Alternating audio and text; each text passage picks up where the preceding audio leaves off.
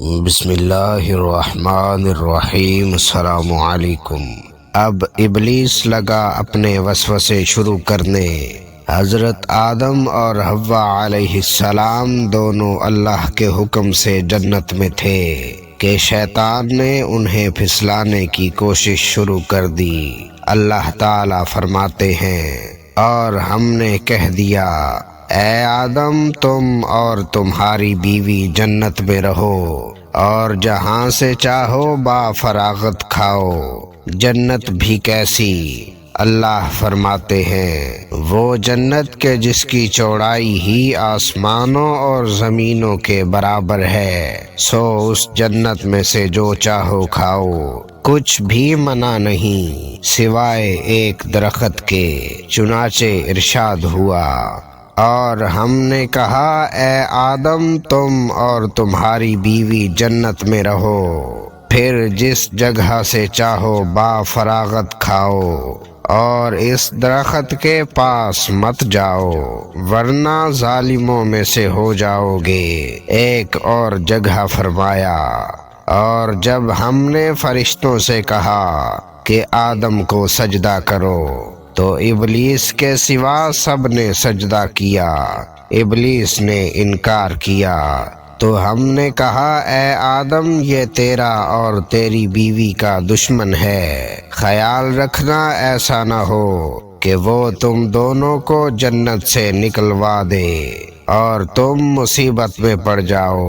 یہاں تو تجھے آرام ہے، نہ تو بھوکا ہے اور نہ ننگا، اور نہ تو یہاں پیاسا ہوتا ہے، نہ دھوپ سے تکلیف اٹھاتا ہے۔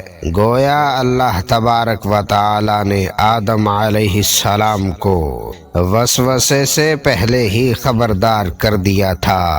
ان آیات سے یہ بھی پتہ چلا کہ انسان سے ابلیس کی عداوت اور دشمنی ابتدا ہی سے چلی آ رہی ہے، اور یہ بھی ثابت ہوا کہ جو لوگ کہتے ہیں کہ انسان ابتدا میں ننگا تھا، ان کا قول صحیح نہیں، اس لیے کہ اللہ تعالی نے جنت میں بھی آدم علیہ السلام پر لباس رکھا اور زمین میں بھی لباس نازل کر دیا، جیسا کہ اللہ تعالی فرماتے ہیں، اے آدم کی اولاد ہم نے تم پر لباس کو نازل کیا جو تمہاری شرمگاہوں کو چھپاتا ہے اور زینت کا سبب بھی ہے، اور تقوی کا لباس اس سے بھی بہتر ہے۔ لہذا حضرت آدم ابتدا میں ننگے نہیں تھے، انہیں تو ننگے پن کا علم بھی نہیں تھا، نہ ہی ان کی بیوی کو برہنہ ہونے کا علم تھا۔ اللہ نے آدم علیہ السلام کو کامل نعمتوں سے نوازا، بھوک نہ پیاس، یہاں تک کہ پیاس کے اسباب سے بھی محفوظ رکھا، نہ گرمی اور نہ دھوپ، پھر بے انتہا حسن و جمال، مشقت نہ تکلیف، بدبختی نہ بدقسمتی۔ آدم اور حوا علیہ السلام کے دلوں میں وسوسہ ڈالنے کے بارے میں بھی قرآن نے روشنی ڈالی ہے۔ پھر شیطان نے ان دونوں کے دلوں میں وسوسہ ڈالا، یہ وسوسہ اس نے ان دونوں کو متاع دلانے کی صورت میں پورا کیا، اور یہ متاع دلائی کہ اس درخت کو کھانے سے ہمیشگی اور بقا ملتی ہے اور کبھی نہ ختم ہونے والی بادشاہت حاصل ہوتی ہے، اور اس وسوسے کا مقصد یہ تھا تاکہ ان کا پردہ بدن جو ایک دوسرے سے پوشیدہ تھا دونوں کے روبرو بے پردہ کر دے۔ ان کی شرمگاہوں کو ننگا کرنے کے لیے اس نے ایسا کیا۔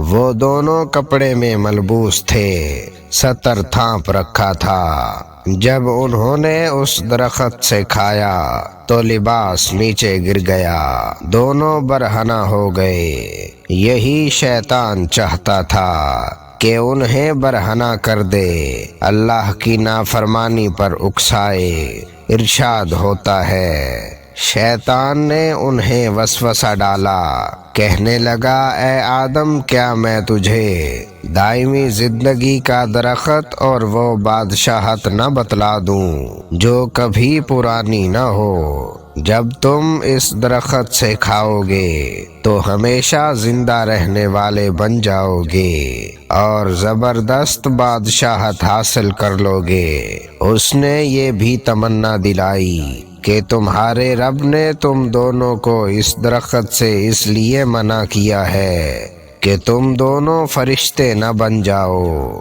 یا ہمیشہ زندہ رہنے والے نہ بن جاؤ، یعنی تم اس درخت سے کھا لو گے تو فرشتے بن جاؤ گے اور ہمیشہ قائم و دائم رہو گے۔ پھر وہ وسوسہ ڈالتے ہوئے جھوٹی قسمیں کھانے لگا جیسا کہ ارشاد ہوتا ہے، اور ان دونوں کے روبرو قسمیں کھانے لگا کہ یقین آ جائے میں آپ کا خیر خواہ ہوں۔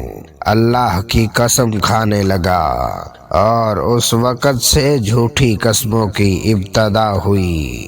اس نے ان دونوں کو فریب دے کر بہکا لیا جیسا کہ فرمایا، یعنی دھوکے سے انہیں پھسلایا، حالانکہ انہیں کسی چیز کی کمی نہیں تھی۔ بھلا وہاں کیا محتاجی ہو سکتی تھی؟ جنت میں سکون سے زندگی بسر کر رہے تھے، جنت سے بڑھ کر کیا چاہیے؟ ہمیشہ کے لیے جنت مل چکی تھی۔ اللہ تعالیٰ فرماتے ہیں ان دونوں نے جب درخت کو چکھا، دونوں کا پردہ بدن ایک دوسرے کے روبرو کھل گیا، اپنے بدنوں پر درختوں کے پتے جوڑ جوڑ کر رکھنے لگے۔ کپڑے اترنے پر دونوں کو حیا آئی، اس لیے کہ انسان کی فطرت میں برہنہ ہونے کی ناپسندیدگی شامل ہے۔ برہنہ ہو گئے تو کوئی لباس نہیں تھا، اس لیے درختوں کے پتے جوڑ کر جسم ڈھانپنے لگے۔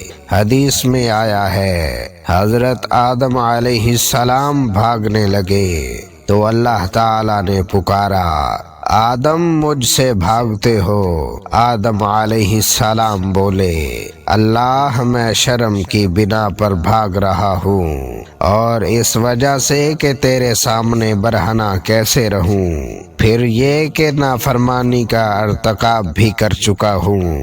یہاں ایک سوال پیدا ہوتا ہے، دونوں میں سے پہلے کھانے والا کون تھا؟ اس بارے میں راجح قول یہ ہے کہ حوا علیہ السلام تھی۔ انہی نے آدم علیہ السلام کو طمع دلاتے ہوئے اس غلطی پر آمادہ کیا تھا، جیسا کہ بخاری شریف میں نبی اکرم صلی اللہ علیہ وسلم نے فرمایا، اگر حوا نہ ہوتی تو کوئی عورت اپنے خاوند سے خیانت نہ کرتی۔ حوا علیہ السلام نے انہیں غلطی میں مبتلا کیا تھا۔ اگر حوا علیہ السلام نہ ہوتی تو آدم بھی خیانت میں مبتلا نہ ہوتے اور نہ معصیت میں مبتلا ہوتے۔ تب اللہ نے انہیں پکارا، کیا میں نے تم دونوں کو اس درخت سے نہیں روکا تھا؟ اور کیا یہ نہیں کہا تھا کہ شیطان تمہارا کھلا دشمن ہے؟ اب توجہ طلب بات یہ ہے کہ اس موقع پر دونوں نے کیا طرز عمل اختیار کیا۔ وہ دونوں اپنی معصیت پر بضد رہے اور تکبر کرنے لگے، جیسا کہ ابلیس نے سجدہ کرنے سے انکار کیا تھا اور پھر لگا تھا اپنی معصیت پر اصرار کرنے، یا ان دونوں نے توبہ کر لی؟ جی ہاں، دونوں نے توبہ کر لی، جیسا کہ قرآن مجید میں آتا ہے، دونوں نے کہا اے ہمارے پروردگار، ہم نے اپنا بڑا نقصان کیا اور اگر تو ہماری مغفرت نہ کرے گا اور ہم پر رحم نہ کرے گا تو واقعی ہم خسارہ پانے والوں میں سے ہو جائیں گے۔ حضرت آدم علیہ السلام کے واقعہ پر غور کرنے سے یہ حقیقت بھی واضح ہو جاتی ہے کہ آدم علیہ السلام کی یہ لغزش گناہ نہیں تھی۔ ممنوع درخت کا پھل کھاتے ہی آدم علیہ السلام اور اماں حوا کا لباس اتر گیا تھا۔ اللہ کا حکم ہوا جنت سے اتر جاؤ۔ مزید فرمایا تم آپس میں ایک دوسرے کے دشمن ہوگے اور تمہارے واسطے زمین میں رہنے کی جگہ ہے اور ایک وقت تک نفع حاصل کرنا ہے۔ اللہ نے مزید فرمایا تم وہیں زندگی بسر کرو گے اور وہیں مرو گے اور وہیں سے دوبارہ نکالے جاؤ گے۔ قرآن مجید کے دیگر مقامات میں بھی اس قصے کی تفصیل موجود ہے۔ فرمایا اور اس سے قبل ہم نے آدم سے ایک عہد لیا تھا مگر وہ بھول گئے اور ہم نے ان میں کوئی عزم نہیں پایا۔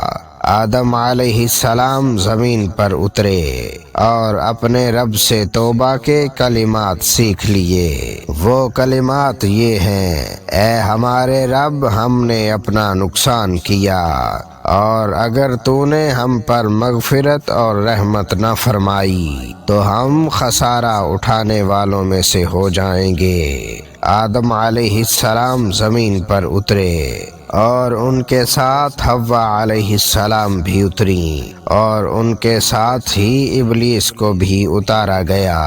یہ کس جگہ پر اترے اس بارے میں اختلاف پایا جاتا ہے، لیکن ابن عباس رضی اللہ تعالی عنہ کی بات راج محسوس ہوتی ہے کہ آدم علیہ السلام کو ہند میں اور حوا علیہ السلام کو جدہ میں اتارا گیا۔ جب آدم علیہ السلام اتر آئے تو حوا علیہ السلام کی تلاش شروع کر دی۔ زمین میں ان کی تلاش میں سرے گرداں ہوئے۔ آخر کار میدان عرفات میں دونوں کی ملاقات ہو گئی۔ چونکہ میدان عرفات میں دونوں نے ایک دوسرے کی معرفت حاصل کی تھی اور ان کا آپس میں تعارف ہوا تھا، لہٰذا اسی مناسبت سے اس میدان کا نام عرفات مشہور ہو گیا۔ ناظرین، ہماری آج کی ویڈیو کا اختتام ہوا۔ ملیں گے ایک اور ایمان افروز ویڈیو کے ساتھ، تب تک کے لیے اللہ نگہبان۔